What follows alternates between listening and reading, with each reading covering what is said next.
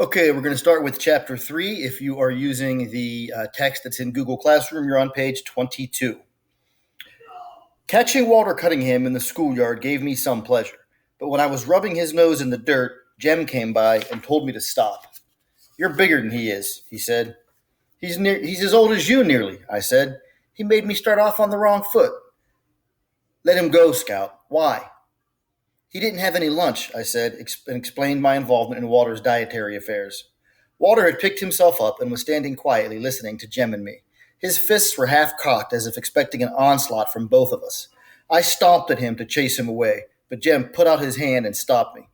He examined Walter with an air of speculation. Your daddy, Mr. Walter Cunningham, from Old Sarum? He asked, and Walter nodded. Walter looked as if he'd been raised on fish food. His eyes, as blue as Dill Harris's, were red-rimmed and watery. There was no color in his face except the tip of his nose, which was mostly pink. He fingered the straps of his overalls, nervously picking at the metal hooks. Jem suddenly grinned at him. Come on home to dinner with us, Walter, he said. We'd be glad to have you. Walter's face brightened, then darkened. Jem said, Our daddy's a friend of your daddy's. Scout here, she's crazy. She won't fight you anymore. I wouldn't be too certain of that, I said. Jem's free dispensation of my pledge irked me, but precious noontime minutes were ticking away. Yeah, Walter, I won't jump on you again. Do you like butter beans? Our cows are a real good cook. Walter stood where he was, biting his lip. Jem and I gave up, and we were nearly to the Radley place when Walter called, Hey, I'm coming. When Walter caught up with us, Jem made pleasant conversation with him. A haint lives there, he said, cordially pointing to the Radley house. Ever hear about him, Walter? Reckon I have, said Walter. Almost died first year I come to school and ate them pecans. Folks say he poisoned them and put them over the school side of the fence. Jem seemed to have little fear of Boo Radley now that Walter and I walked beside him. Indeed, Jem grew boastful. I went all the way up to the house once, he said to Walter. Anybody who went up to the house once ought to not still run every time he passes it, I said to the clouds above. And who's running, Miss Priss? You are when ain't nobody with you. By the time we reached our front steps, Walter had forgotten he was a Cunningham. Jem ran to the kitchen and asked Calpurnia to set an extra plate. We had company. Atticus greeted Walter and began discussion about crops neither Jem or I could follow. Reason I can't pass the first grade, Mr. Finch, is I've had to stay out here every spring and help Papa with the chopping, but there's another one at the house now that's field size. Did you pay a bushel of potatoes for him? I asked, but Atticus shook his head at me.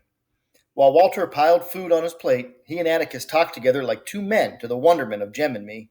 Atticus was expounding upon farm problems when Walter interrupted to ask if there was any molasses in the house. Atticus summoned Calpurnia, who returned bearing the syrup pitcher. She stood waiting for Walter to help himself. Walter poured syrup on his vegetables and meat with a generous hand. He probably would have poured it onto his milk glass if I had not asked what in the Sam Hill he was doing. The silver saucer clattered when he replaced the pitcher, and he quickly put his hand in his lap. Then he ducked his head. Atticus shook his head at me again. But he's gone and drowned his dinner in syrup, I protested. He poured it all over. It was then that Calpurnia requested my presence in the kitchen. She was furious. And when she was furious, Calpurnia's grammar became erratic. When in tranquility, her grammar was as good as anybody's in Macomb. Atticus said Calpurnia had far more education than most colored folks. When she squinted down at me, the tiny lines around her eyes deepened. There's some folks who don't eat like us, she whispered fiercely, but you ain't called on to contradict them at the table when they don't. That boy's your company, and if he wants to eat up the tablecloth, you let him, you hear? He ain't company, Cal. He's just a Cunningham. Hush your mouth.